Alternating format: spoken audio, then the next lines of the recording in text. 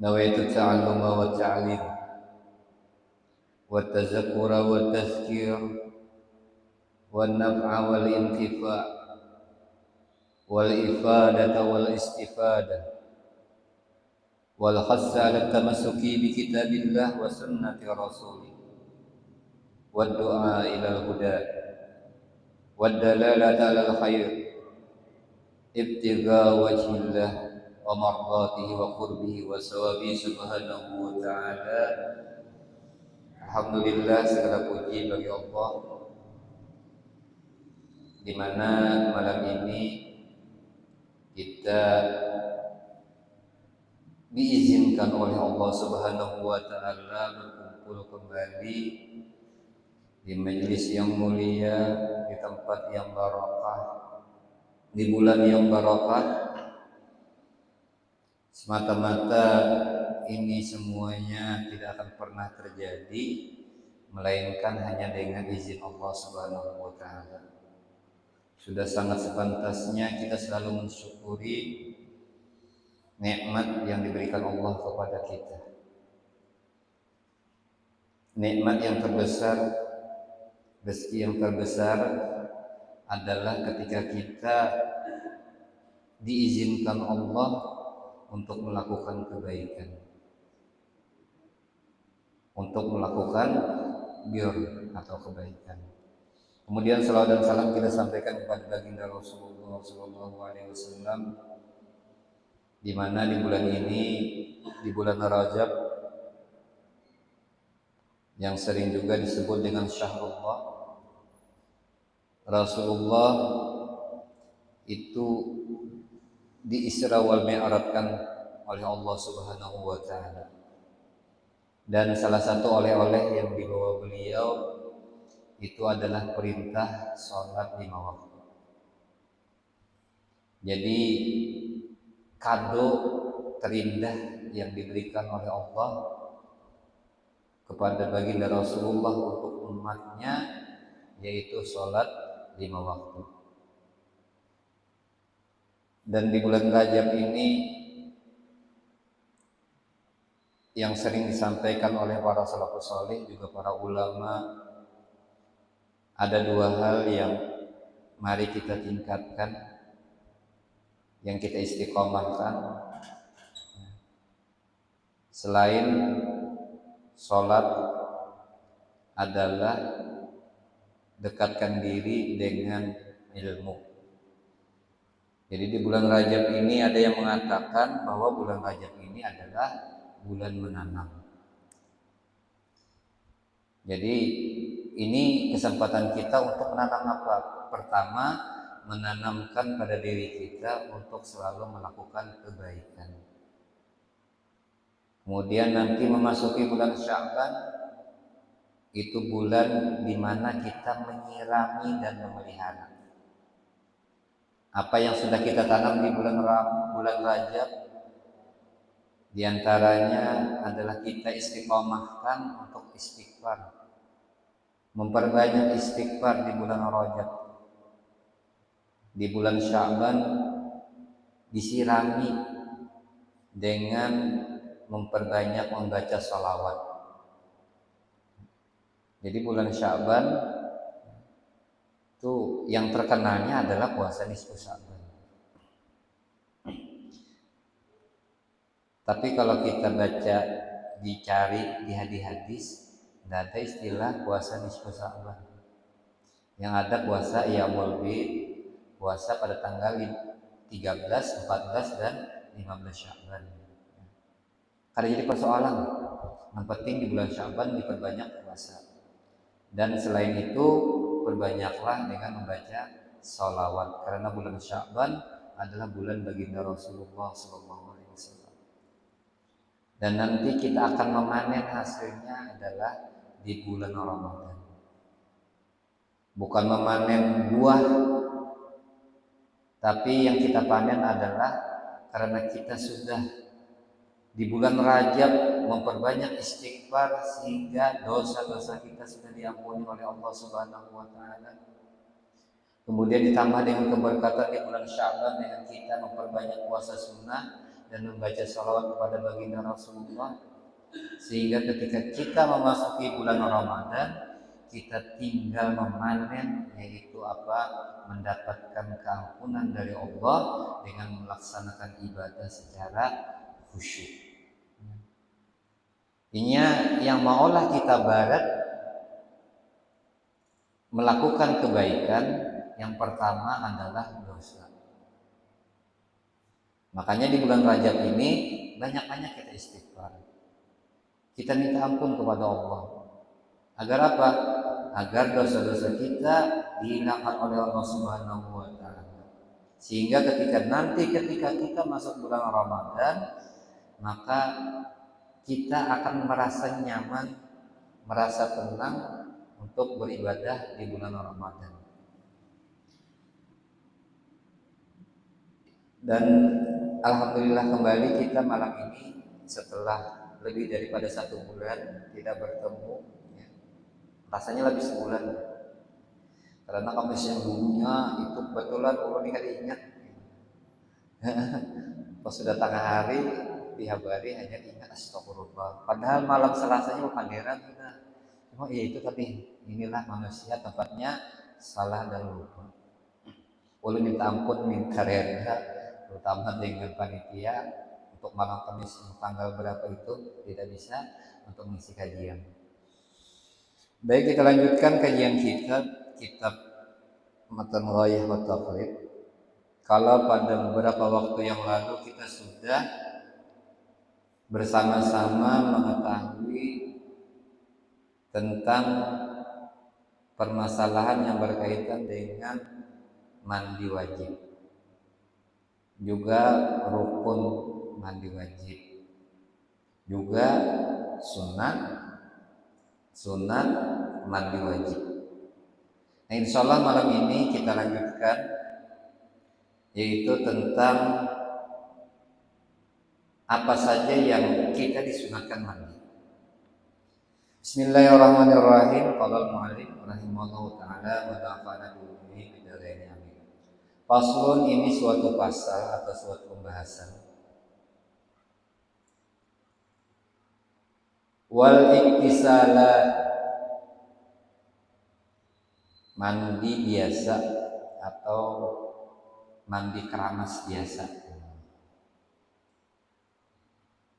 Wal iktisalat, dan ini pembahasan tentang beberapa mandi al-masnunatu sab'ata asyara rasul, yang disunatkan kita mandi, yaitu ada 17 jenis mandi. Jadi ada 17 yang kita disunatkan mandi.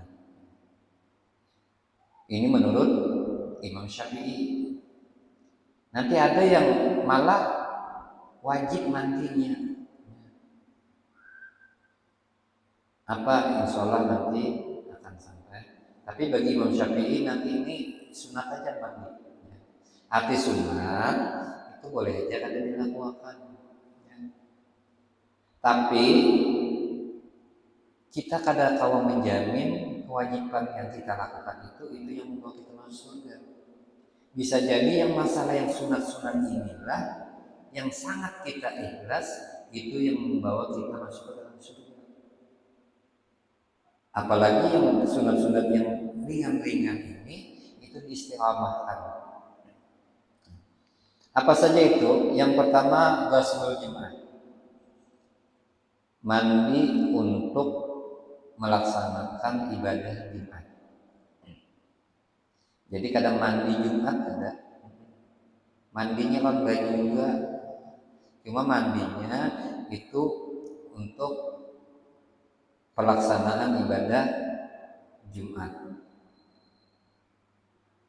Ibadah Jumat apa saja? Yang pertama, i'tikaf di masjid. Kemudian mendengarkan khutbah, lalu sholat Jumat 2 rakaat.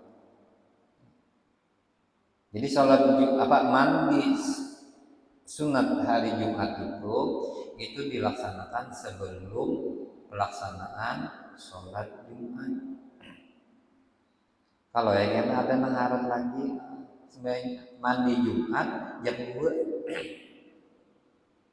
Tapi kalau ibu-ibu hamil biasanya mandi Jumat itu pas urang banget. Kenapa ulun tahu ada lagi mandi 7 bulanan? Adakah sunat mandi 7 bulanan? Sampai beberapa kitab hadis belum mendapat pang lagi gue. Jadi yang hari Jumat itu yang sunat mandi adalah mandi untuk ibadah Jumat. Apakah khusus laki-laki aja? Tidak. Bebinian dia juga.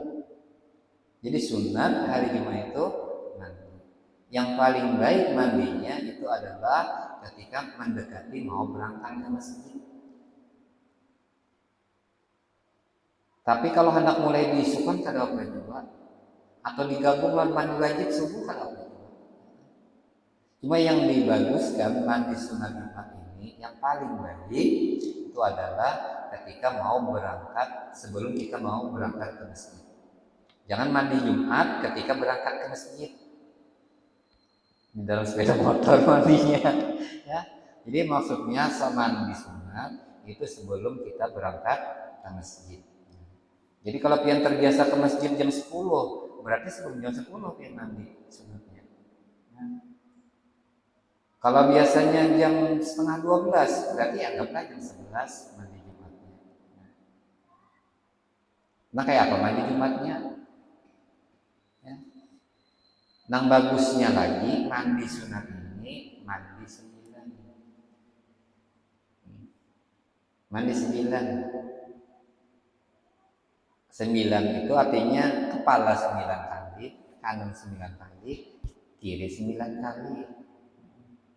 Cuma kada langsung 9, tapi dilaksanakan 3-3. Jadi misalnya pas meniat langsung ketika mandi di sini saja aku mandi sunat Jumat. Untuk di dalam hati, ya sajaku mandi sunat Jumat. Di mukanya, di mulutnya, ya Allah. Lalu kubui kedua, jangan habis segayung, kalau segayung biar seperapat gayung aja dulu. Habis itu seperapat gayung pulang, ya Allah. Seperapat gayung, ya Allah. Habis segayung, tinggal hanya kanan, ya Rahman, ya Rahman, ya Rahman. Kemudian yang kiri, ya Rahim, ya Rahim, ya Rahim. Catatan, mandi jangan parak WC. Bolehlah mandi yang membaca itu di dalam kamar mandi? Boleh, kalau berpisah WC dengan kamar mandi.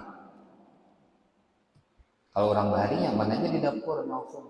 Nah, kalau kita ini ya biasanya WC dengan kamar mandi bergabung. Nah, ulun alhamdulillah beberapa buah rumah itu pasti walaupun bertatai juga, tapi antara WC dengan kamar mandi itu walaupun dalam satu ruangan itu bahalat. Dan khusus untuk WC-nya itu ada spesial lawangnya walaupun hanya dinding kain. Tapi kalau tercampur dengan WC, ya itu kada boleh, haram kita mengucap nama Allah. Jadi kamar mandinya itu dipisah deh. Nah, jadi kalau nya kada bisa, kayak apa membaca Allahnya dalam hati. Kalau yang mengarang misalnya rumah sudah RSSSS, di situ WC, di situ mandi, kayak apa? Kita hendak tadi, maka boleh Allahnya, tapi jangan di mulut, tapi dalam hati.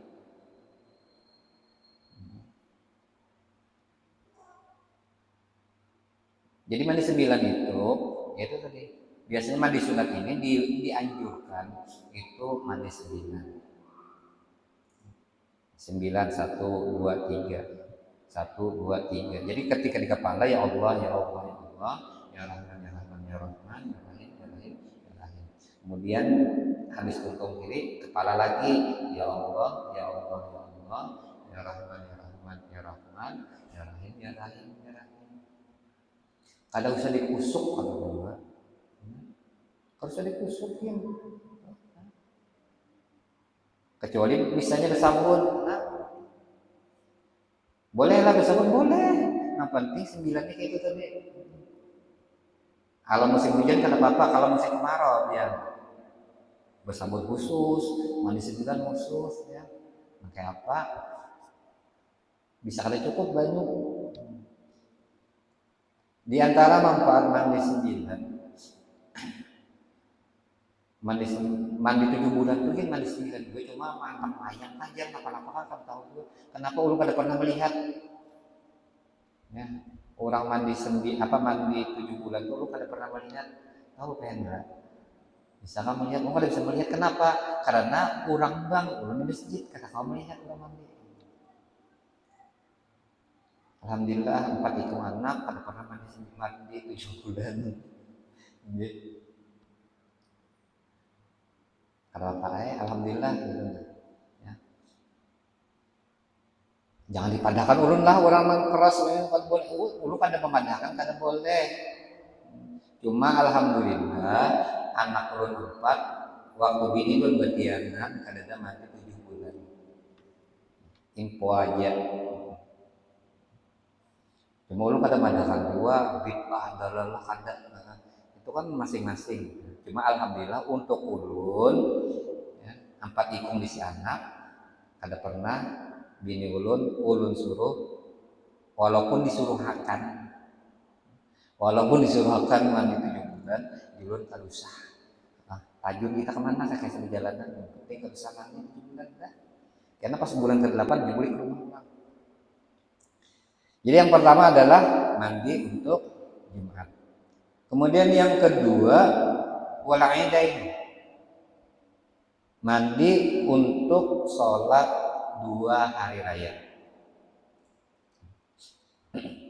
Jadi mandi aidain ini mandi untuk berangkat pelaksanaan sholat Idul Adha dan Idul Fitri. Kemudian yang ketiga wal istisqa, sholat minta hujan. Namun dipikir-pikir pakai akal kita, coba bayangkan, orang sholat minta hujan pasti banyak kata ada, ya kan? Banyak kata ada. Ini hendak sholat istiqah minta hujan, kita disuruh sunat mandi. Kalau kita memikir menggunakan otak kita yang sedikit ini akan sampai. Ya. Ada kenapa jadi sunat itu? Di antaranya apa? Karena kita ini hendak bersih dulu diri kita sehingga ketika kita meminta kepada Allah Subhanahu wa taala, Allah itu cepat mengabulkan. Contohnya kita hendak menghadap wali kota. Ini ceker diberi duit, masjid nggak diberi duit 10 M. Mudah-mudahan diberi wali kota karena punya duit dilantik misalnya jujur aja. Ayo Masjid As-Salam hendak diberi 10 M, tolong panitianya nanti datang ke situ. Ada mungkin kalau kita baju nang bakas datang bulan atau bakas berkebun pasti mandi harum-harum. Nah gitu juga ketika kita menghadap Allah meminta apalagi berdoa untuk meminta hujan, makanya kita disuruh bebersih. Cuma ingatkan juga tadi kalau sholat bapak mandi untuk meminta hujan jangan mandi sendirian kayak biasa. Dan mandi itu kada perlu nang harus segayung itu sekali kebuyan. Segayung itu bisa aja pian kepala 3 kali, kanan 3 kali, kiri 3 kali cukup. Nah, kenapa ya? Kada perlu dikusuk juga. Kada usah besabunan, pakai Rexona aja. Betul-betul pakai parfum pulang kan kita bau juga. Kenapa? Karena nama olah bau itu sebenarnya bukan sama kita atau apa. Tapi yang mengolah bau itu adalah keringat. Ujar bini lu nang guru IPA gitu. Keringat itu berasal dari apa? Dari apa yang kita makan. Jadi kalau yang kita makan itu yang tidak menyebabkan bau, ya kadang mau bau. Tapi kalau yang kita makan, yang kita minum itu yang bisa menyebabkan terjadinya kontaminasi, iya yang keringat kita berbau. Karena ada benda-benda bakteri yang ketika bercampur dengan keringat itu dia akan menimbulkan bau tidak baik. Makanya ada orang yang biasa itu makan sayur uratnya itu luntas, pucuk luntas tuh. Ya. Amalannya itu aja. Jadi alhamdulillah asalnya sejak sidin nih bekesa bau awak tuh nah. Imbanya itu sayurnya sidin itu diurap sidin. Alhamdulillah di sidin biar kada mandi seharian kan bau awak keringat tuh. Itu tambahan ya. Kemudian yang ketiga empat wal kusuk, mandi ketika hendak melaksanakan sholat gerhana bulan. Jadi kita disunatkan mandi.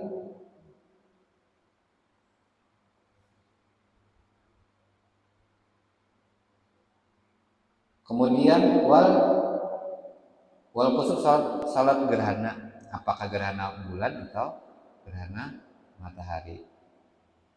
Jadi khusuk gerhana bulan, khusuk gerhana matahari. Itu yang keempat ya. 4 dan kelima.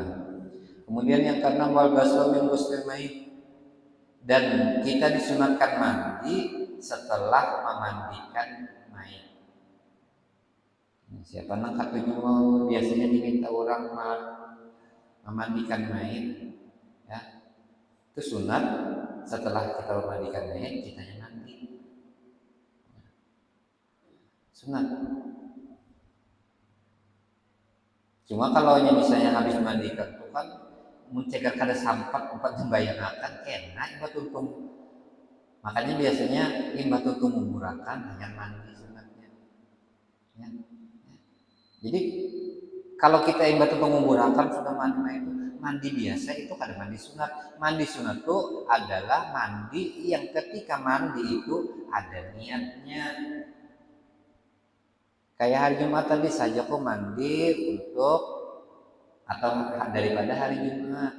Kalau hari raya saja kok mandi sunat Idul Fitri, saja kok mandi sunat Idul Adha itu. Jadi niatnya itu.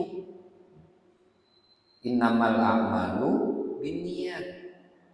Jadi kalau kada berniat berarti mandi biasa. Kada mandi sunat namanya. Jadi niat namanya.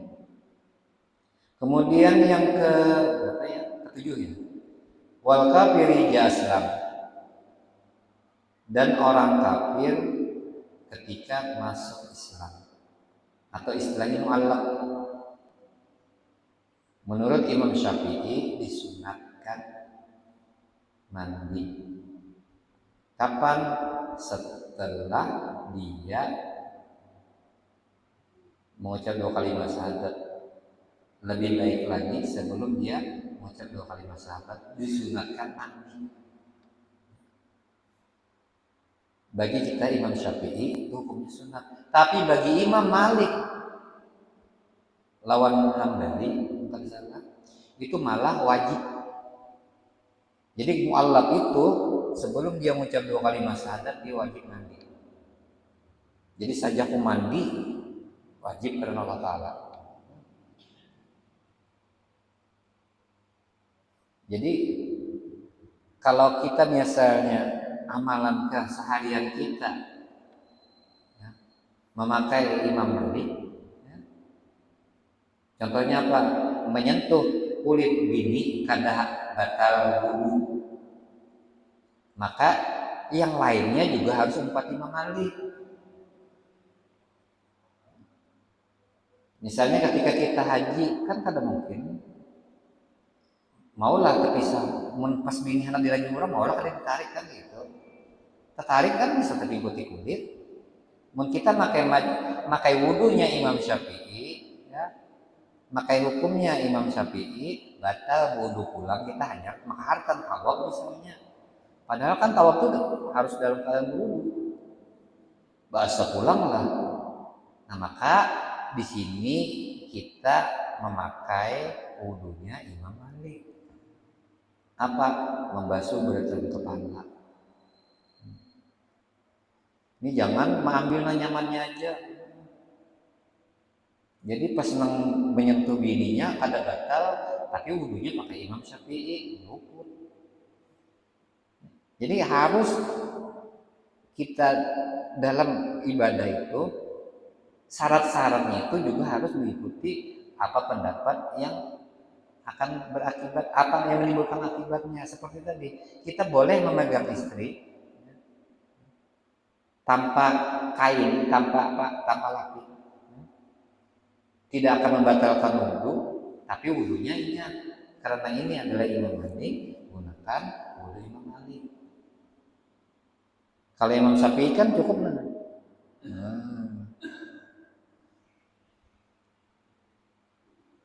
Kemudian menyapunya pun, kalau Imam Syafi'i kan sunat 3 kali.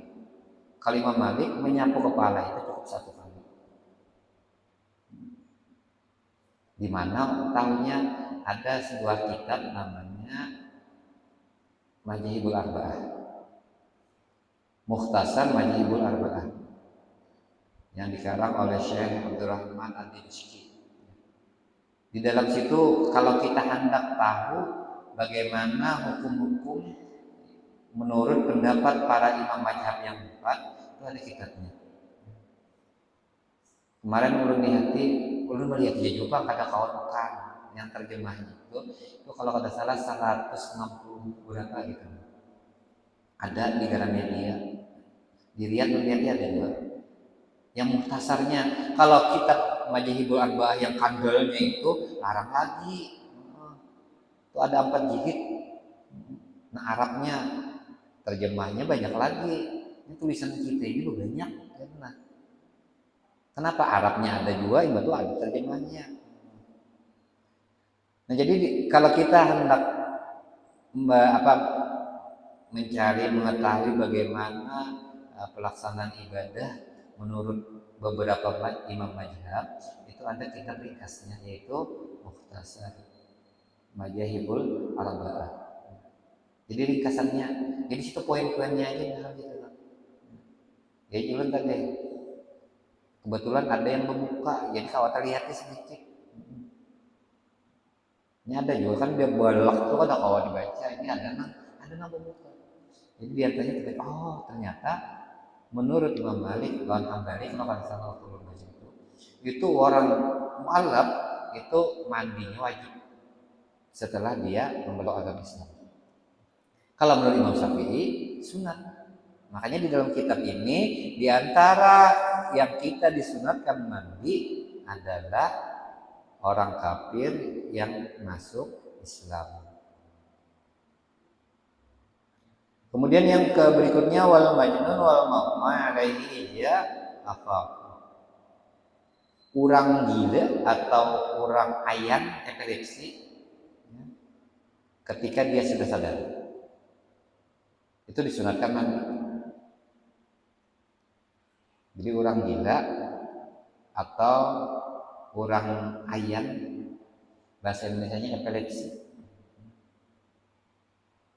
atau ujar orang kampung ulun karena gila babi, bebuihan untuk ajar. Nah itu hati-hati benar, ada keluarga yang ayan atau epilepsi itu kalau bisi sumur.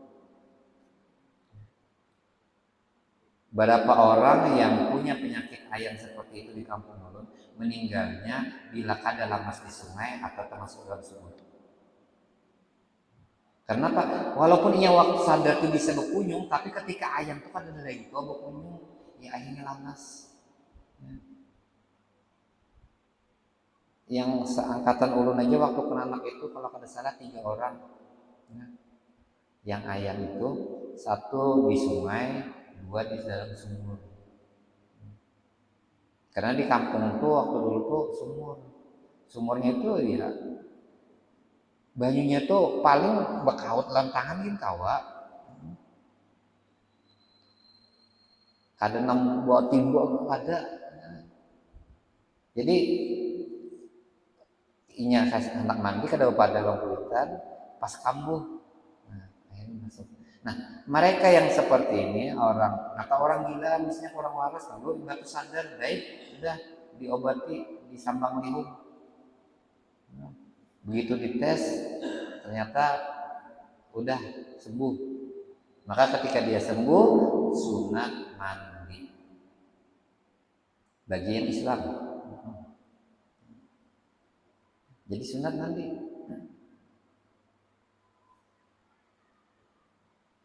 Kemudian yang berikutnya adalah wal ghuslu indal ihram. Dan kita disunatkan mandi ketika mau melaksanakan ihram. Peberes man ihramnya di dalam bis atau di pesawat? Di pesawat. Di tempat jualan. Ada perhentian kan di mikotnya itu. Nah, jadi sebelum itu disuruhkan mandi sunat. Cuma mun halten ihramnya di dalam mobil susah. Jadi sebelum masuk mobilnya mandi dulu. Saja mandi sunat untuk melaksanakan ihram. Ihram apa? Ihram haji atau ihram umrah? Ihram itu apa garakan ihram? Ihram itu ujar niat untuk melaksanakan ibadah haji atau umrah. Kenapa? Karena ketika kita sudah melaksanakan niat itu, maka kita diharapkan melakukan hal-hal yang membatalkan haji dan umrah. Apa saja itu bab haji. Nah, ini secara ringkasnya aja. Kebetulan alhamdulillah udah baru menjual. Mudah-mudahan kita bertahan berkat bulan Ramadan ini. Ya tahun ini kita naik haji bertahan. ONH plus. Karena apa-apa kita berdoa tuh boleh. Siapa garang menanggapi ya. Kalau Bang misalnya kan lah aku ini kadada cegaran panggasa naik haji. Ya siapa? Ya. Karena di dalam Al-Quran manis tata ini bagi siapa yang Allah sanggupkan untuk berangkat. Jadi nama mampu tuh Allah. Ini banyak kali orang sugih, cuma Allah kadang handaki, kadang mau. Pas lagi banyak duit ditawari haji kah, kadang belum mengumpulkannya dulu. Pas kada berapa lawas pian bangkrut. Akhirnya kali jadi tulak haji. Kenapa? Karena aturannya sudah cukup, bukan hanya gasan setorannya. Ini kayak sebujuran ya. Orangnya mana kada tahu, pokoknya ini yang memang ulun lihat. Tuh. Bapak duit mampu sudah cukup, bukan hanya gasan setornya aja, lunasnya gini kawan. Apalagi waktu itu kadang sama seperti ini antrian panjang. Disuruhkan berapa kali setor gini, mau kada lunas setor benar. Tempul ada duit, kada kenakin dulu. Kada kenakin dulu. Nah, tuh. Akhirnya sampai saat ini usaha bangkrut atau apa-apa. Ya, ada tadi banyak duit lagi. Apalagi naik haji. Jadi masalah haji ini itu adalah itu sesuai dengan panggilan Allah. Sama kita yang hadir majelis ilmu ini. Ini bukannya ulun namanya atau karena pian nah hendak sini, tapi karena Allah memanggil pian untuk hadir majelis ilmu. Jadi bukan kehendak kita sebenarnya. Ini pembahasan kayak Gus Nur nih. Ya, masalah tasawuf. Cuma ini yang perlu kita sadari bahwa ketika kita mampu melaksanakan kebaikan ibadah, sholat, menuntut ilmu, itu bukan karena kita yang berkeinginan atau karena kita ini apa, tapi karena kita ini memang diinginkan oleh Allah. Nah hal itu